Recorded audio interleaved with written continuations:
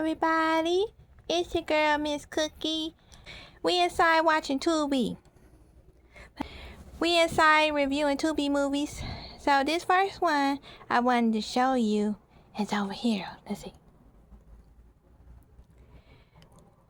This movie is called Me, Myself, and Irene.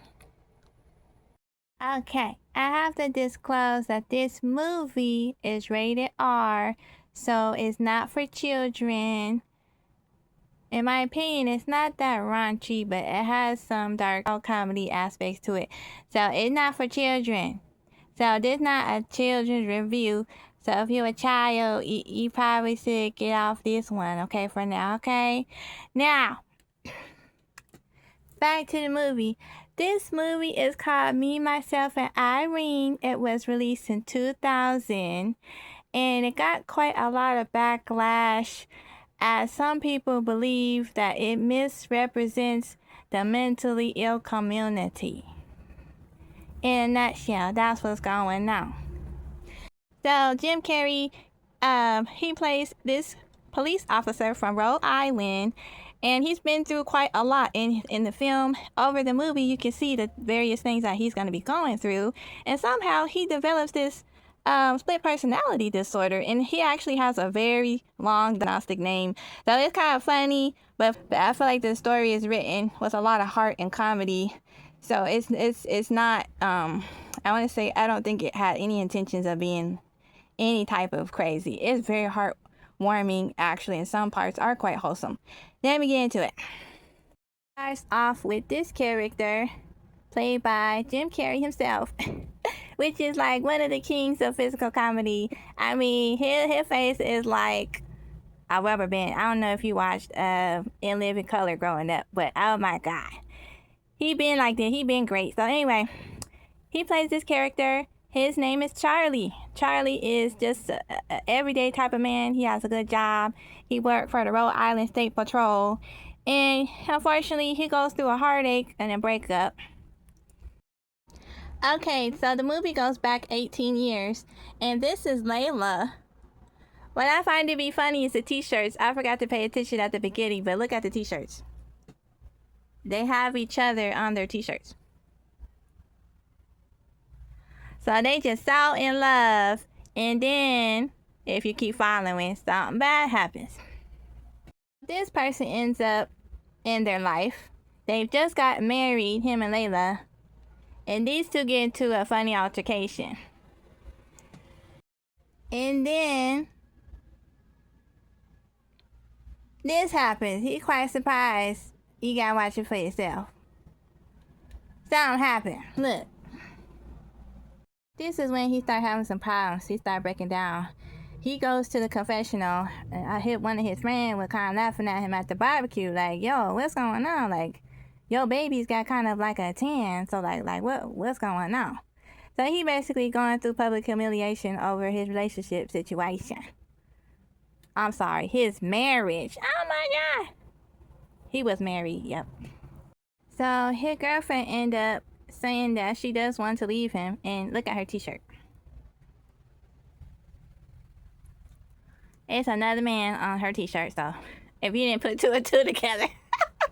Girl, I can't believe this woman left him with these children. Yes, he did. So he stepped up to the plate when he was with her, and she still left him. Oh my god. Lord Jesus. So then kids ask him to play some Richard Pryor, and they start cracking up. As you can see, he trying to get that remote and change the channel real quick, because we all know Richard Pryor got a mouth. So he like, oh Lord, and then he trying to change the channel real quick. The next thing you know, his boys got big.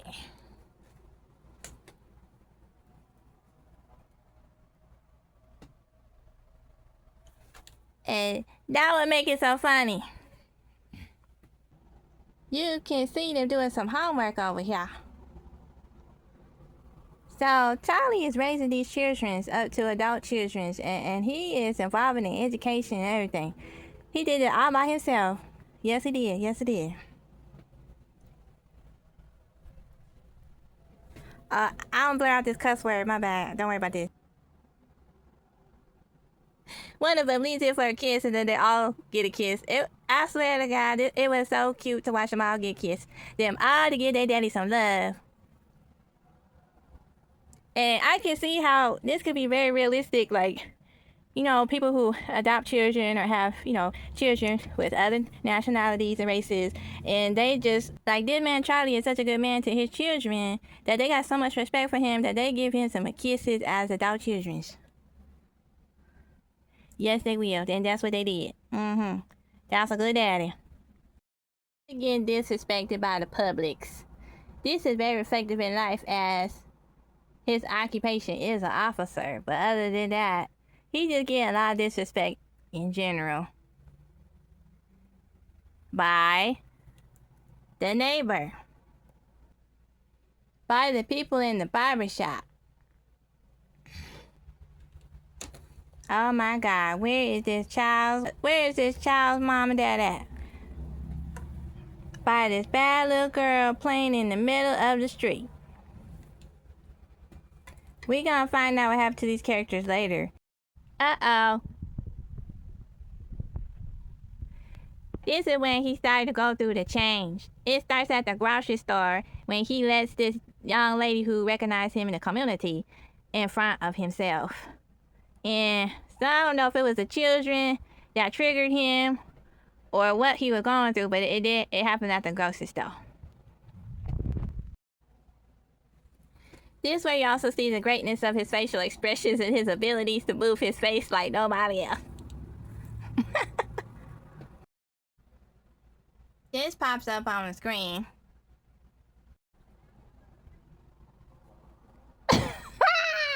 I'm dying. Everybody else is dying at this scene too. It's the best. But mind you, this is when he started to change into the other character. Uh-oh, here comes Hank. So then he goes to the same characters and he has a whole different reaction for them. Well, while he was in the beginning very mild-tempered, very polite, very passive, there's somebody new in town, honey. It's Hank. He gone crazy. Send him to the head doctors of the department, and now Charlie gotta be on pills. He gotta take the pills. That's when he meets this lady, Irene. He must have a type, and she fit the type, and she so is cutie. So that's what happened. That's what's going on. So he ended up befriending this girl, and she's in the middle of a whole investigation, and the FBI is trying to crack down on this so-called tennis club she was working at. So there's something going on in that case, and he befriends this girl. He thought having fun with this girl. Meanwhile, she on the run. She kind of like on the run, and she just don't understand what's going on. She was just very naive, thinking that the person she was seeing, talking to, just gave her a job, and all the people involved in that situation is kind of crazy. It gets kind of crazy. This chick he riding around with, he gonna continue to go through his antics and comedy with this chick. She had no idea about his split personality forming, so they're gonna go through some comedic moments just being around each other. Oh my God, now. So this is when you start to see some more shenanigans from Jim Carrey. As his character is like physically trying to break through. Like he turns into a whole Dr. Jekyll, Mr. Hyde. Like it's that kind of situation. So this is where you see a lot more physical comedy coming in, where he starts to do the glitching and the tweaking out and all the crazy stuff. Okay, poor girl. Meanwhile, Irene's trying to get away from some psychopaths because the FBI was trying to tell her that something weird was going on. They was trying to interrogate her, but they was starting to find out she had nothing to do with the situation. Next thing you know, they barging in, they trying to attack. So she hides underneath the sink to get away from the people, and the story continues. So in this clip, Irene, she gets a key from the front desk, and she enters Charlie's, hotel situation, his suite at the country club. I don't know, Chuck E. Cheese country club. I don't know what's going on here. And she catches him falling asleep with her picture and some lotion on the nightstand.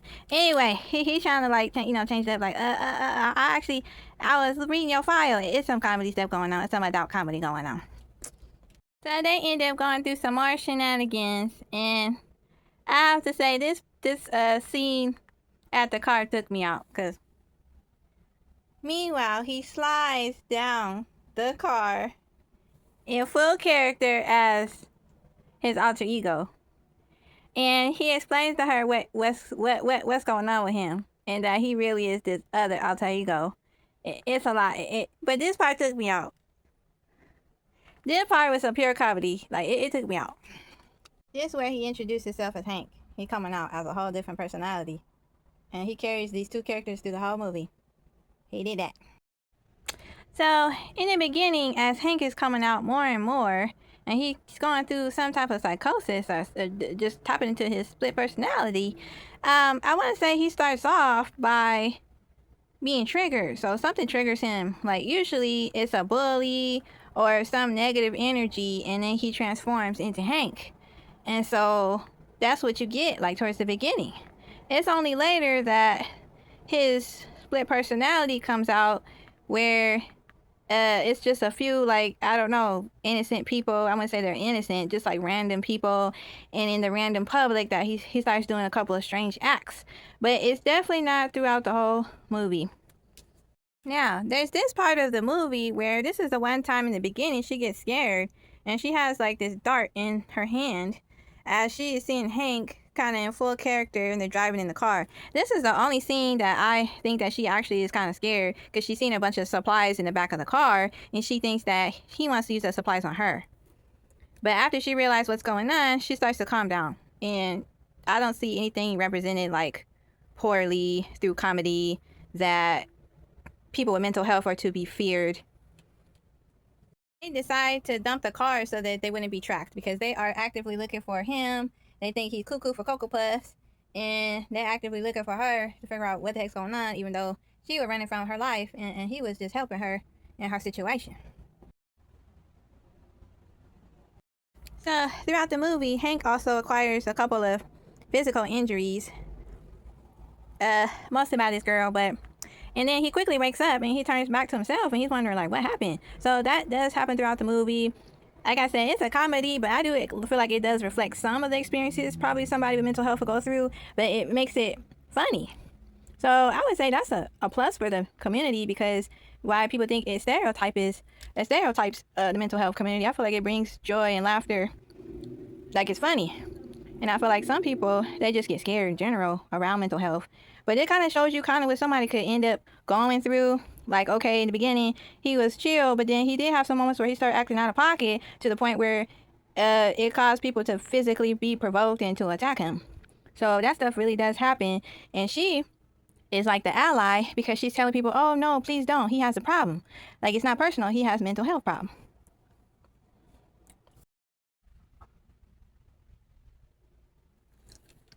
Okay, this is, oh, my hair's in my face.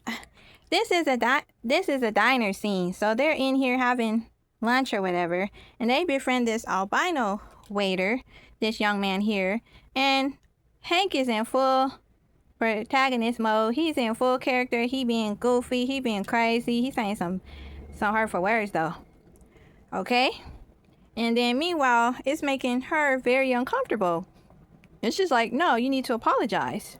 So this is where you see they did not give this character just pure evil intentions. They put in a lot of humanity into this character, because this is where we see him kind of break down and feel empathetic and sorry for what's been going on. Did he not apologize to the boy? He sees the fault in his actions and he apologizes, which shows a variety.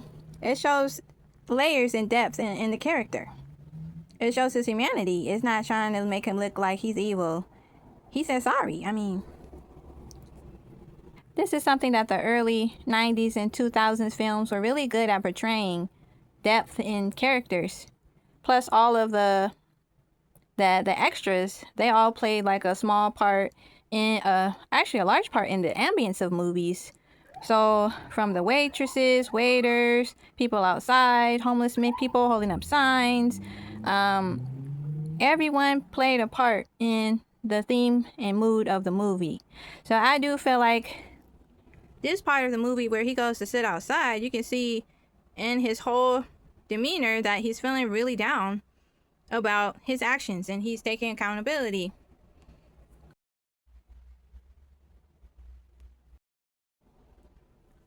So this is the scene you see Charlie breaking down over the actions of his split personality. And this might be a common theme with people with mental health in real life. Mind you, through and through, this is a comedy. This is not a documentary. This is not a retelling of an actual story. This is fictional characters, and it's a comedy. I don't know how old Charlie's character, I know in the beginning it said 18 years earlier. We can assume that Charlie was at least 18. Maybe he was 18 years old when he got married and it was 18 years later. We don't know how old Charlie is, but he's at least 36. He's in the very least 36 years old, 36 to 39, somewhere in that range.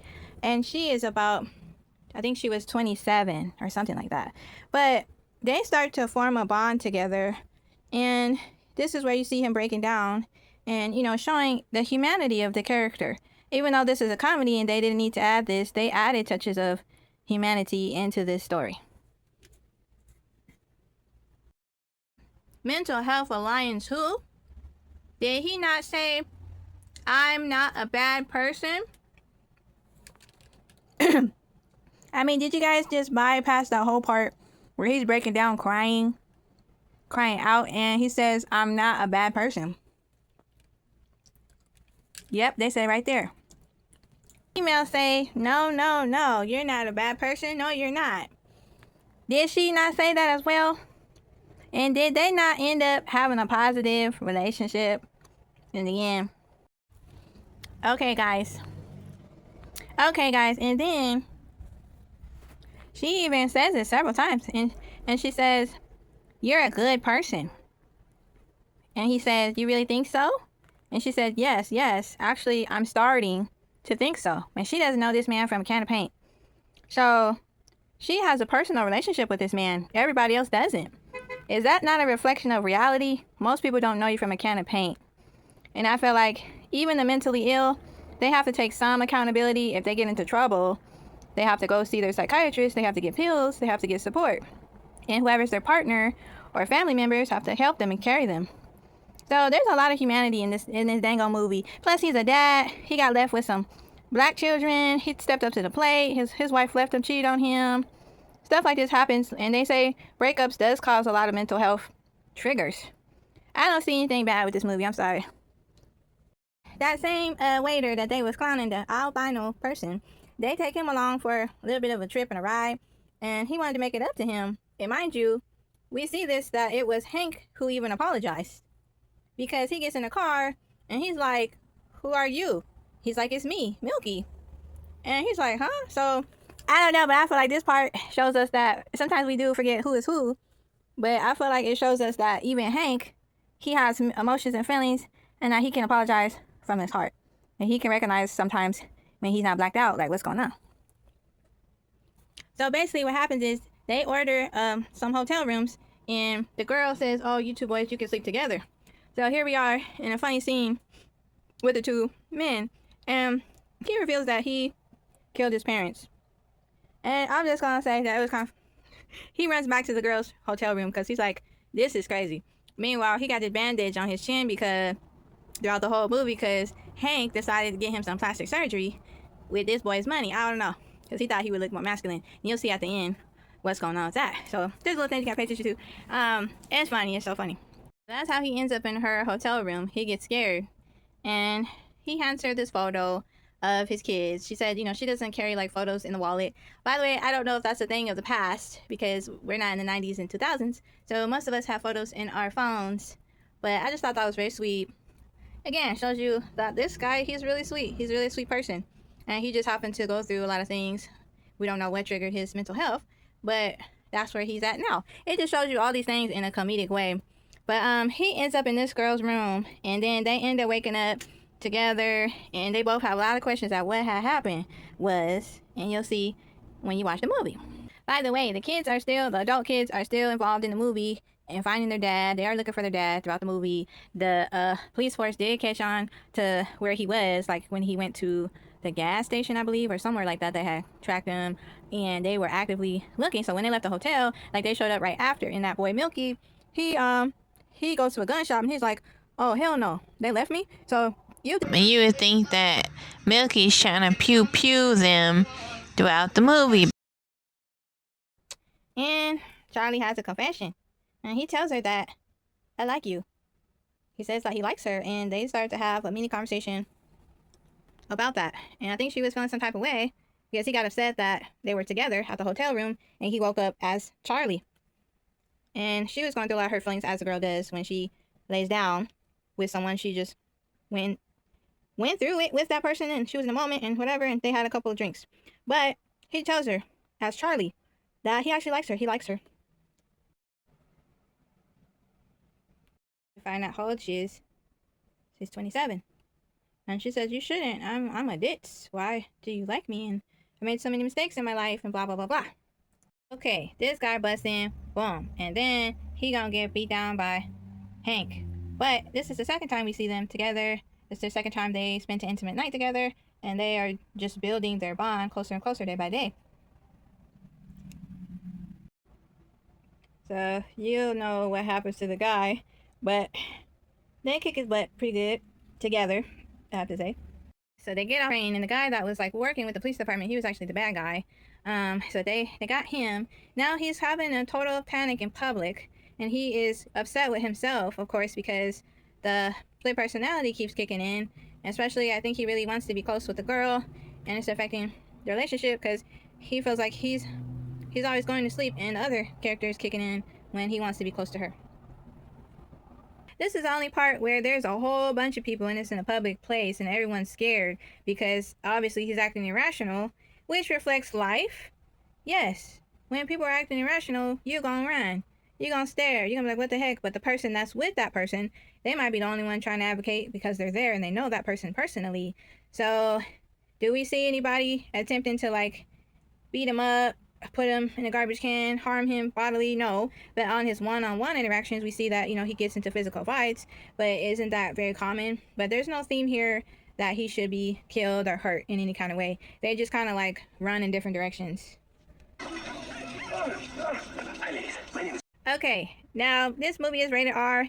This is the only part, Hank has an issue with representing himself. He does have a couple of sexual urges. He doesn't harm anybody. There's no rape. There's nothing like that in the movie. All that you see is, in this particular scene, then this is the only time he just kind of went AWOL. And he starts saying some sexual stuff to the public. But it's done, again, it's comedy, it's a movie, it's fictional. I don't see anywhere it's like telling people that he's dangerous or telling people that mental health people are dangerous. It reflects exactly what you see with some people. But nothing was portrayed in a very evil, vindictive manner, in my opinion. He shows up, the guy that's after her, and they gotta be on the go-go. They gotta run. They gotta be on the go-go. And he gotta pick himself out of his craziness and hurry up with the program. So he ends up getting shot in the arm, and he finds a car parked outside with the key still in it. So then that's his getaway car, and that's how he gets himself out of this situation. The girl is on the bus, and she's trying to run away from the agents, and he is in the getaway car as Hank, and he's going in and out, and he had to carry himself as Hank to get himself in the car because Charlie was too mild-mannered, too scared to steal that car. Disguised herself, but they caught her anyway. And then this is another moment where he's in the public and people are fearful and they don't know what's going on with him, and he has to save her. Hey, let her go! The end of the movie. So what ends up happening? He's trying to rescue her still. Hey guys, we're at the end of the movie, and then they fell into the water. I can't give away all the details of how they fell in the water. Did somebody show up, or did they get themselves in the water? You have to watch the movie for yourself. But this is my review of the movie. This is my first time watching it. I think maybe when I was a kid, I just didn't see it because maybe I didn't have cable. I have no idea. But overall, I give this movie 4 stars. Even though there was a lot of controversy around this movie, I didn't find any evidence of this movie framing the mental health community in bad light. It gave depth to the characters, and I really feel like it should not be a problem. So if you like this movie, I think they're going to keep it on Tubi until the end of the month, unless people come together, I don't know how that works, and say something about it, because I didn't find any problem with this movie. It showed a lot of heart and compassion, actually. So I don't know if this is just a thing where people just want to say bad stuff, but again, this movie was funny. This was a funny movie. I know we live in a politically correct time as well, so I think that has something to do with it, especially now. But I really think, again, some of this stuff is dumb. I mean, we got to start going in a positive direction and giving a fair review and giving things a fair chance. So I don't have no problem with this movie, and I said what I said. Thank you for watching. This is Miss Cookie. Give this a thumbs up if you agree, or you can write something in the comments. Bye! Okay, should I add this part in here? But basically, they get out of the situation. I'm just gonna tell. But I can say what happens at the end, but then she gets pulled over again. And she gets the pat down. So what y'all think happens? So watch that movie if you haven't seen it before. And let me know if you think this movie portrays the characters in a very tasteful way. What do you think?